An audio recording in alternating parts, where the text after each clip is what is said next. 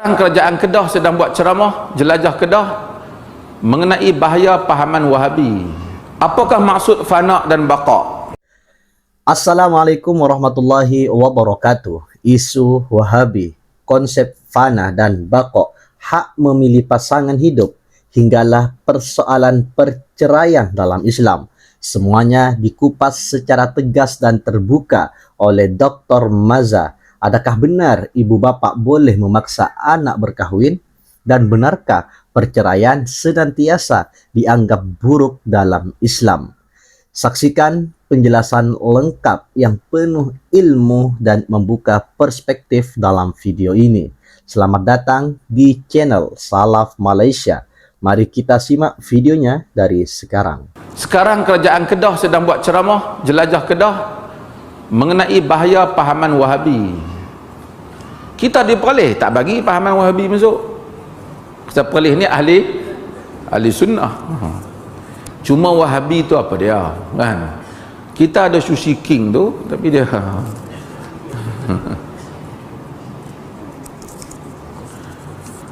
apakah maksud fana dan baqa?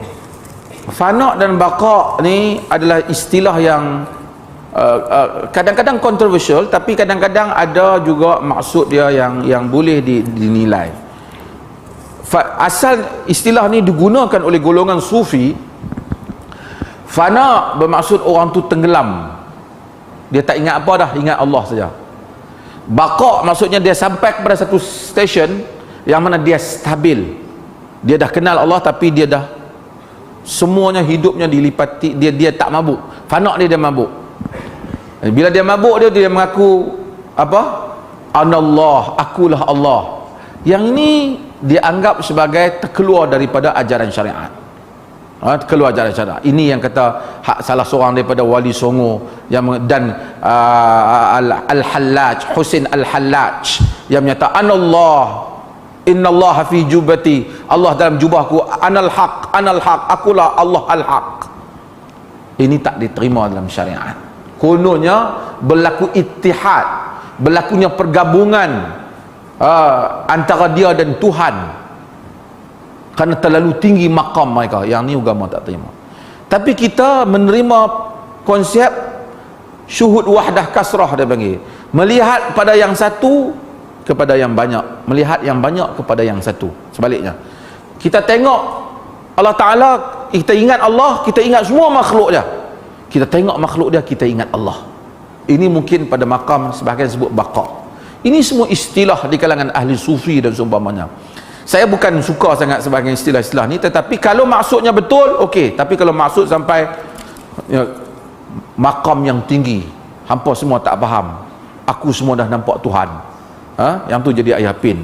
Last sekali dia buat teko, dia baca surah Abad sekali.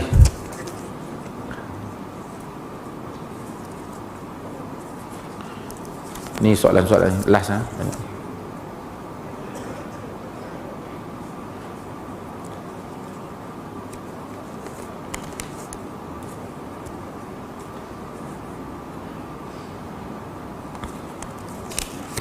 panjang-panjang ni saya ringkas sikit.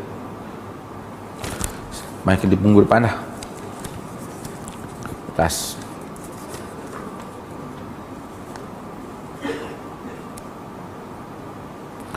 Assalamualaikum.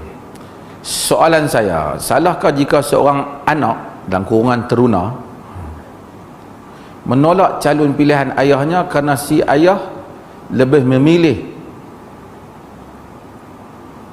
pada ciri-ciri keagamaan dan ciri gadis idamannya, sedangkan gadis idaman keluarga adalah gadis hebat dari segi ekonomi saja?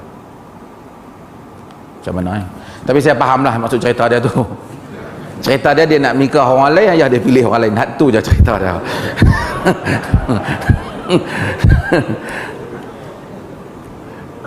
Pertama, satu orang lelaki atau perempuan mempunyai hak untuk memilih bakal suami ataupun bakal isterinya. Bahkan dalam hadis Bukhari ada wanita yang bapa dia paksa dia kahwin. Nabi SAW khayyarahan Nabi SAW, Nabi bagi dia pilih sama ada nak kekal ataupun nak ceraikan. Maka pendapat dalam mazhab Syafi'i, tak pergi marah pula depan ni, yang menyatakan wali mujbir, bapa berhak memaksa anak perempuan berkahwin dengan sesiapa yang bapa pilih, kita berpendapat pendapat itu tidak sesuai dengan hak-hak bagi seorang wanita untuk memilih calonnya sekalipun dia anak dara. Melainkan wanita tu tak tahu apa dah, dia kalau pilih, dia pilih orang yang zalim pada diri dia, bapa berhak bangkang. Tapi nak menentukan pak dia kata hang kahwin lah dengan kawan aku ni, dia kaya, tak boleh. Ini berlaku banyak di Pakistan apa, padahal dalam mazhab Hanafi mereka tak patut paksa. Memaksa tidak boleh, apatah lagi lelaki, bapa dia tak boleh paksa.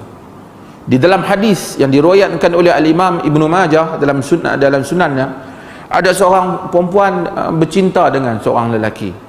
Penjaga dia tu, pasal dia ni asalnya anak yatim, nak suruh dia kahwin dengan lelaki yang lain, kerana lebih ada duit, lebih seumpamanya. Nabi kata la yura lil mutahabbain mithlun nikah, tidak diperlihatkan kepada dua orang yang bercinta seperti dengan nikah. Maksudnya pertama Nabi kata pasal dah berkenan, depa dah bercinta, bagi depa menikah. Nabi tak kata jangan bercinta. Ini pun jadi masalah. Sebahagian orang dia terlalu Islamik, dia tak boleh bercinta sebelum kahwin. Boleh bercinta, yang haram ialah berzina dan apa yang kepada zina. Adapun dia cinta, dia tengok pun tu dia cinta, nampak macam mana? Allah, aku tercinta pada dia, berdosa, astagfirullah, dah. Jatuh cinta, orang tengok daripada jauh, aku cinta lah kat dia, nampak macam mana? Cik, saya minta maaf, saya tercinta pada encik. Cinta ni bukan boleh ni, hello cinta, mai dua, tak boleh. Dia bukan cinta, manusia cinta. Sebab tu tak betul kita boleh paksa orang, pemimpin nak paksa rakyat cinta pada dia. Mana boleh? Cinta dia datang kerana sebab-sebabnya. Kita tengok satu orang asal kita tak cinta, kemudian kita cinta. Jadi bila orang tu cinta, dia ada sebab-sebab dia cinta tak. Nabi kata tak diperlihatkan dua orang yang bercinta seperti nikah. Macam kata para ulama hadis yang syarah, ubat kepada cinta itu nikahkan dia. Kalau lelaki itu dia ada pasangan dia nikahkan dengan pasangan. Jangan paksa dia kahwin dengan orang yang dia tak suka. Para ulama bincang, Abdullah ibnu Umar dia kahwin, kemudian ibnu Umar telah paksa supaya dia talakkan isterinya. Ini timbul isu pasal Umar suruh Abdullah bin Umar talakkan isteri. Besar ni. Dan dirujuk kepada Nabi SAW, Nabi kata talikha, kamu talak dia. Jadi Nabi support bapa ni, Umar perintah anak dia supaya talak. Ulama bincang, habis itu kalau pak suruh kita dah menikah dah, hang cerai abang bini hang, lepas tu kita kata tak mau ya. Ni Abdullah bin Umar pun ceraikan bila Umar suruh. Nabi sokong. Ada dah orang tanya kepada Imam Ahmad dalam benda ni, macam mana kalau bapa suruh anak talak isteri dah? Sekarang ni macam-macam ada, saya macam-macam saya dapat aduan ni. Kadang-kadang bukan bapa sangat, mak lah. Kata Imam Ahmad, "Lau kana abuk mithla Umar fatalliqha." Kalau pak kau macam dengan Sayyidina Umar, talaklah bini hang tu.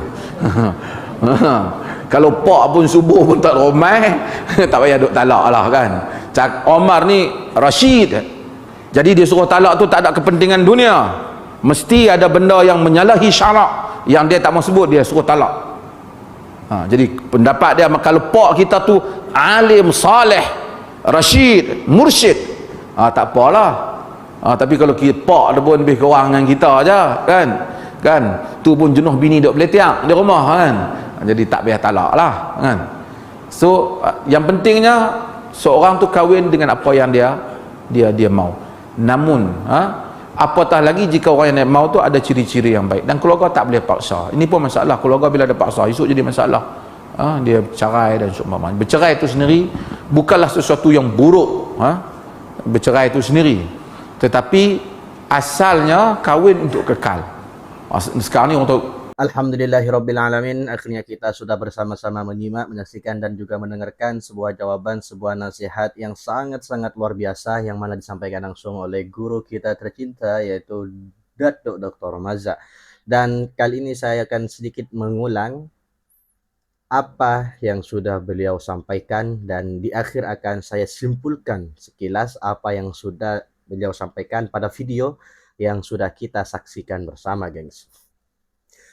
Baik, dalam ceramah kali ini, Dr. Maza menyentuh beberapa isu penting yang sering menjadi perbincangan dalam masyarakat Islam, antaranya mengenai konsep fana dan baqo dalam tasawuf, hak seorang memilih pasangan hidup, serta pandangan Islam dalam terhadap perceraian.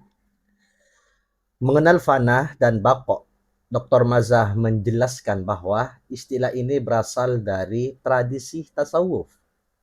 Fana merujuk kepada keadaan seseorang yang begitu fokus mengingati Allah sehingga seolah-olah tenggelam dalam kecintaan kepadanya. Manakala baqo pula merujuk kepada keadaan yang lebih stabil selepas seseorang mencapai kefahaman dan penghayatan yang mendalam terhadap agama. Namun, beliau menegaskan bahwa apa jua istilah yang digunakan mestilah tidak bercanggah dengan syariat Islam, jika sehingga membawa kepada dakwaan seperti menyatunya manusia dengan Tuhan atau mengaku dirinya Tuhan, maka perkara tersebut jelas ditolak oleh agama. Selain itu, beliau turut menjawab persoalan berkaitan perkahwinan. Islam memberikan hak kepada lelaki dan wanita untuk memilih pasangan hidup mereka sendiri. Ibu bapak berhak memberi pandangan dan nasihat. Namun, mereka tidak boleh memaksa anak berkahwin dengan seseorang semata-mata kerana faktor harta, kedudukan, atau kepentingan tertentu. Perkahwinan yang dibina atas kerelaan dan keserasian biasanya lebih berpotensi untuk melahirkan rumah tangga yang bahagia dan berkekalan. Dr. Maza juga menyentuh isu perceraian yang sering disalahfahami oleh masyarakat. Islam sememangnya menggalakkan perkahwinan yang berkekalan, tetapi pada masa yang sama menyediakan jalan keluar melalui perceraian apabila kehidupan rumah tangga sudah tidak dapat diselamatkan. Beliau menegaskan bahwa perceraian bukan sesuatu yang digalakkan tanpa sebab, tetapi ia boleh menjadi penyelesaian apabila berlaku kezaliman, penderaan, atau konflik yang berkepanjangan sehingga menjejaskan kehidupan pasangan. Apa yang menarik dalam penjelasan beliau ialah pendekatan yang seimbang. Islam bukan agama yang memaksa seseorang terus menderita dalam hubungan yang rosak. Dan pada masa yang sama, Islam juga tidak menggalakkan perceraian dilakukan secara mudah tanpa usaha memperbaiki keadaan terlebih dahulu. Kesimpulannya, setiap istilah agama perlu difahami berdasarkan Al-Quran dan Sunnah. Setiap individu mempunyai hak memilih pasangan hidup, dan perceraian dalam Islam adalah jalan penyelesaian yang dibenarkan apabila benar-benar diperlukan.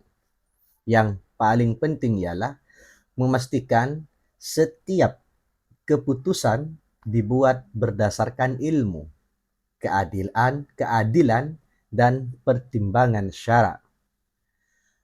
Apa pandangan Anda tentang penjelasan Dr. Maza ini? Adakah Anda bersetuju dengan hujah yang dibawakan dan dijelaskan? Kongsikan pendapat Anda di ruangan komen. Jangan lupa tekan like, share, dan subscribe untuk lebih banyak perkongsian ilmiah yang bermanfaat. Semoga bermanfaat dan terima kasih kerana menonton. Wallahu a'lam. Wassalamualaikum warahmatullahi wabarakatuh.